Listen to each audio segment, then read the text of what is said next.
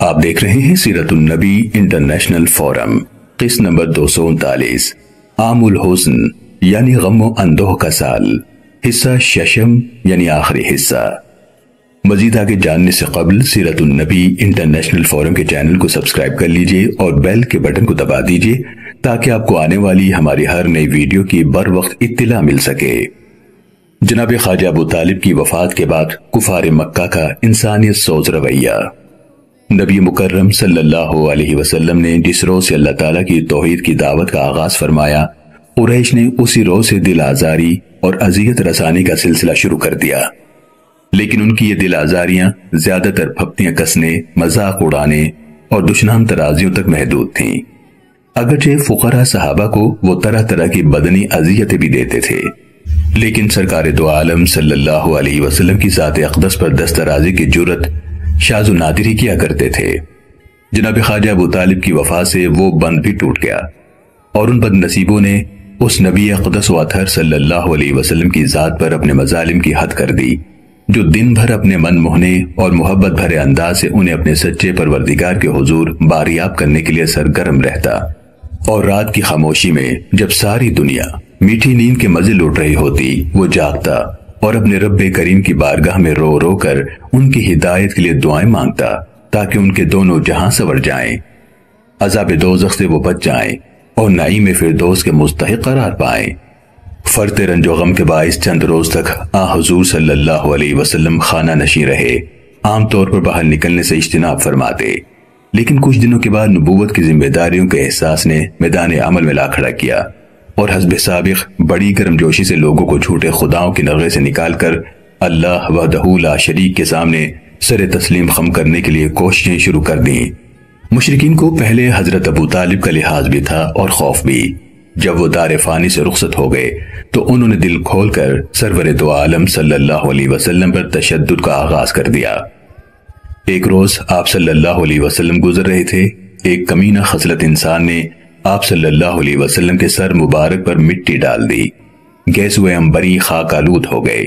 اسی حالت میں حضور صلی اللہ علیہ وسلم گھر تشریف لائے۔ آج آپ صلی اللہ علیہ وسلم کے استقبال کے لیے وہ رفیقہ حیات بھی موجود نہ تھیں جن کی مسکراہٹ سے غم اندوہ کے اندھیرے چھٹ جاتے تھے۔ گھر میں آپ صلی اللہ علیہ وسلم کی صاحبزادیاں تھیں۔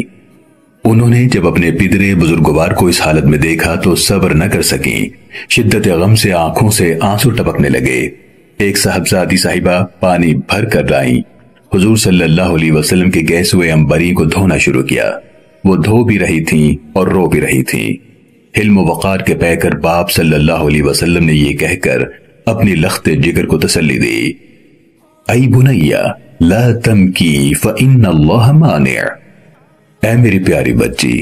مت رو، بے شک اللہ تیرے باپ کا نگہبان ہے۔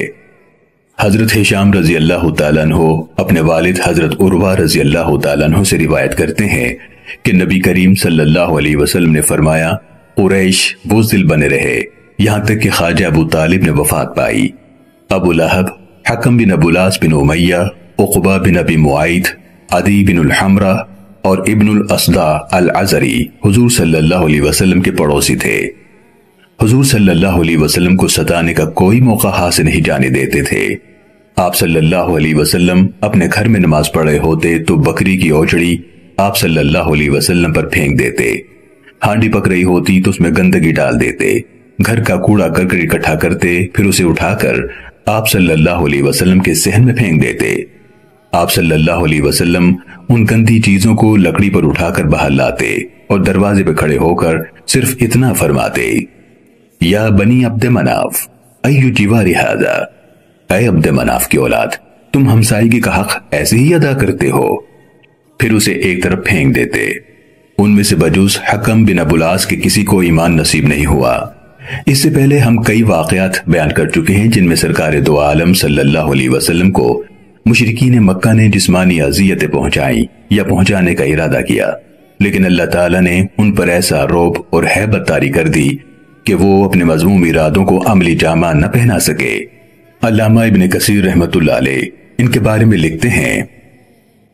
میں ابن کثیر کہتا ہوں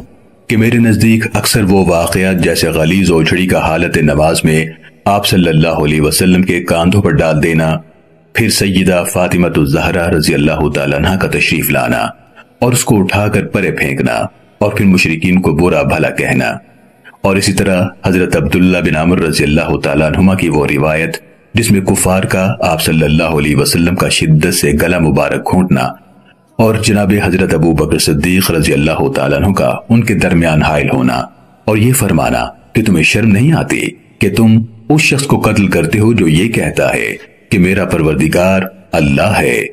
اس طرح ابو جہل ملعون کا یہ عزم کرنا کہ جب حضور صلی اللہ علیہ وسلم حالت نماز میں ہوں اور سجدے میں جائیں تو آپ صلی اللہ علیہ وسلم کی گردن مبارک کو اپنے پاؤں سے روندے گا، پھر قدرت الہی کا اس کے ارادے کو ناکام بنانا۔ ان میں سے اکثر واقعات جناب خواجہ ابو طالب کی وفات کے بعد پیش آئے، واللہ اعلم۔ امام طبرانی ابو نعیم رحمۃ اللہ علیہ نے حضرت ابو ہریرہ رضی اللہ تعالیٰ عنہ سے روایت کیا ہے کہ جناب خواجہ ابو طالب کی وفات کے بعد حضور صلی اللہ علیہ وسلم نے محسوس فرمایا کہ لوگوں کے تیور یک لخت بدل گئے ہیں، ان کے رویے میں شائستگی اور احترام کے بجائے بے مروتی بلکہ سنگ دلی کا مظاہرہ ہونے لگا۔ تو سرکار دو عالم صلی اللہ علیہ وسلم نے بڑی حسرت سے فرمایا، اے میرے پیارے چچا،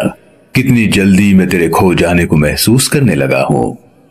امام بزاز اور ابو نعیم رحمۃ اللہ علیہ نے الفضائل میں روایت کیا ہے کہ ایک روز سیدنا علی المرتضی رضی اللہ تعالیٰ عنہ نے لوگوں سے پوچھا، ایھا الناس اخبرونی باشجع الناس، اے لوگو مجھے بتاؤ کہ سب لوگوں میں سے زیادہ بہادر کون ہے؟ لوگوں نے کہا ہمیں تو معلوم نہیں، آپ ہی فرمائے۔ امیر المومنین نے فرمایا، سب لوگوں سے زیادہ بہادر حضرت ابو بکر صدیق رضی اللہ تعالیٰ عنہ ہیں۔ میں نے ایک روز دیکھا کہ قریش نے حضور نبی کریم صلی اللہ علیہ وسلم کو پکڑا ہوا ہے، کوئی زد و کوب کر رہا ہے، کوئی گالیاں بک رہا ہے، اور وہ کہہ رہے ہیں کہ تم وہ ہو جس نے بہت سے خداؤں کو ایک خدا بنا دیا ہے۔ اس وقت وہ لوگ اس قدر غضبناک تھے کہ ہم میں سے کسی کو جرأت نہ ہوئی کہ آگے بڑھے اور سرکار دو عالم صلی اللہ علیہ وسلم کو ان کی گرفت سے چھڑائے۔ جناب حضرت ابو بکر صدیق رضی اللہ تعالیٰ عنہ اس وقت تنہا کفار کے اس گروہ پر جھپٹ پڑے، کسی کو مار رہے ہیں، کسی کے ساتھ ہاتھا پائی کر رہے ہیں، کسی کو اس خست پر لان تان کر رہے ہیں اور یہ بھی فرما رہے ہیں، وَيْلَكُمْ أَتَقْتُلُونَ رَجُلًا أَن يَقُولَ رَبِّيَ اللَّهُ، خدا تمہارا ستیہ ناز کرے، کیا تم ایسے شخص کو قتل کرنے کے در پہ ہو جو یہ کہتا ہے کہ میرا پروردگار اللہ ہے؟ پھر سیدنا علی کرم اللہ وجہہ نے جو چادر اپنے اوپر لپیٹی ہوئی تھی اسے اٹھایا اور اتنے روئے کہ داڑھی مبارکہ آنسوؤں سے تر ہو گئی۔ پھر آپ نے لوگوں سے پوچھا کہ میں تمہیں خدا کا واسطہ دے کر پوچھتا ہوں کہ مجھے بھی بتاؤ کہ آل فرعون کا مومن بہتر تھا یا حضرت ابو بکر صدیق رضی اللہ تعالیٰ عنہ؟ لوگ خاموش ہو گئے۔ آپ نے انہیں جھنجھوڑا اور فرمایا، میرے سوال کا کیوں جواب نہیں دیتے؟ پھر خود ہی جواب دیا، بخدا حضرت ابو بکر صدیق رضی اللہ تعالیٰ عنہ کی حیات طیبہ کی ایک گھڑی مومن آل فرعون کی ساری زندگی سے بہتر ہے۔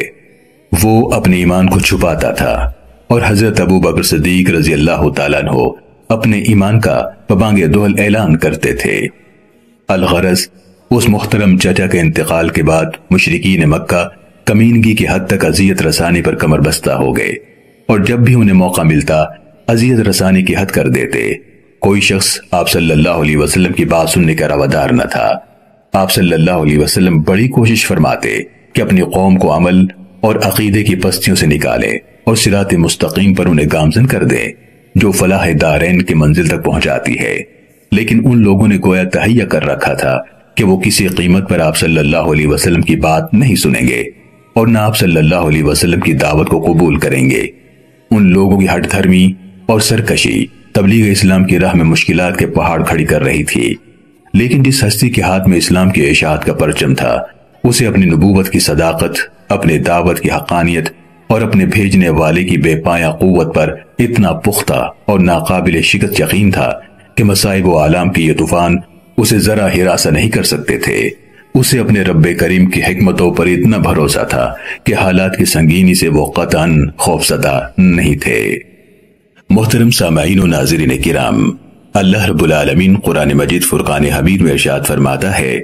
ما کان محمد ابا احد من رجالکم ولکن رسول اللہ وخاتم النبیین وَكَانَ اللَّهُ بِكُلِّ شَيْءٍ عَلِيمًا، یعنی محمد صلی اللہ علیہ وسلم تمہارے مردوں میں سے کسی کے باپ نہیں ہے، لیکن وہ اللہ کے رسول ہیں اور سب انبیاء کے آخر میں یعنی سلسلہ نبوت کو ختم کرنے والے ہیں، اور اللہ ہر چیز کا خوب علم رکھنے والا ہے۔ سیرت النبی انٹرنیشنل فورم کی پوری ٹیم اور دنیا بھر کے مسلمان عقیدہ ختم نبوت پر دل و جان سے ایمان رکھتے ہیں۔ سیرت النبی صلی اللہ علیہ وسلم کی یہ قسط دیکھنے کا شکریہ، اسے دوسروں تک پہنچا کر صدقہ جاریہ کا حصہ بنیے۔ ہم کسی بھی قسم کی غلطی کے لیے معذرت خواہ ہیں اور معتبر دلیل کی بنیاد پر اصلاح کے لیے شکر گزار ہیں اور آپ کی پرخلوص دعاؤں کے طلبکار ہیں۔ جزاکم اللہ خیرا کثیرا۔ مزید آگے جاننے کے لیے دیکھتے رہیے سیرت النبی انٹرنیشنل فورم۔